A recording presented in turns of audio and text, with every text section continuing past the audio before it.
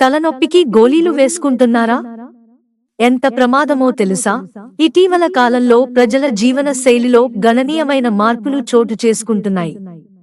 వృత్తిపరమైన ఒత్తిడితో పాటు వ్యక్తిగత కారణాల వల్ల తీవ్ర మానసిక అలసటకు గురవుతున్నారు. ఈ విధమైన జీవనశైలి వివిధ ఆరోగ్య సమస్యలకు దారితీసింది. ఇందులో తలనొప్పి అనేది ఒక సాధారణ సమస్య. ఇది ఏ వయస్సులోనైనా సంభవించవచ్చు. ఇది కొందరిలో ఎక్కువగా కనిపిస్తే మరికొందరిలో అప్పుడప్పుడు రావచ్చు. కానీ ఈ నొప్పి రోజువారీ కార్యకలాపాలపై ప్రభావం చూపుతుంది. దీనికి ఒత్తిడి, పెరిగిన ఆందోళన, అలసట, అధిక పని, చెడు అలవాట్లు వంటి అనేక కారణాలు ఉండవచ్చు. కొన్నిసార్లు కారణం లేకుండా కూడా రావచ్చు. కానీ చాలా మంది తలనొప్పి వచ్చినప్పుడు నొప్పి నివారణకు మాత్రలు తీసుకుంటారు. ఇది ఆరోగ్యంపై తీవ్ర ప్రభావం చూపుతుంది. అలాగే ఈ పెయిన్ రిలీవర్ మాత్రలు వివిధ దుష్ప్రభావాలను కలిగిస్తాయి.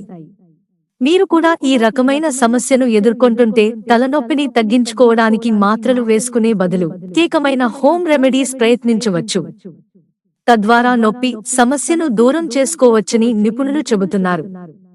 అవేంటో ఇక్కడ తెలుసుకుందాం. హైడ్రేటెడ్ గా ఉండండి.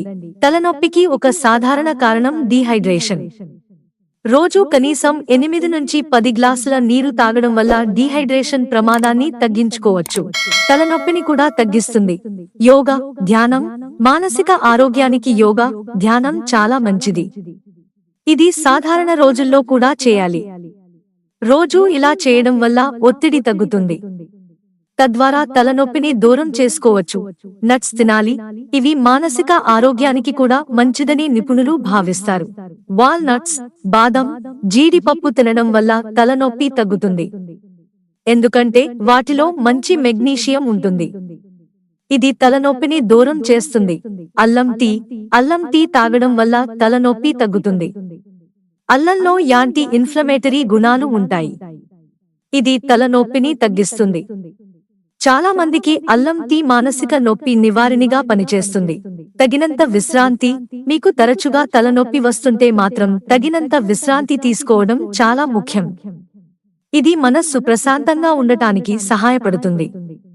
కాబట్టి బాగా నిద్రపోవడానికి ప్రయత్నించాలి. మిత్రులారా, ఛానల్ సబ్స్క్రైబ్ చేసుకోవడం మర్చిపోకండి.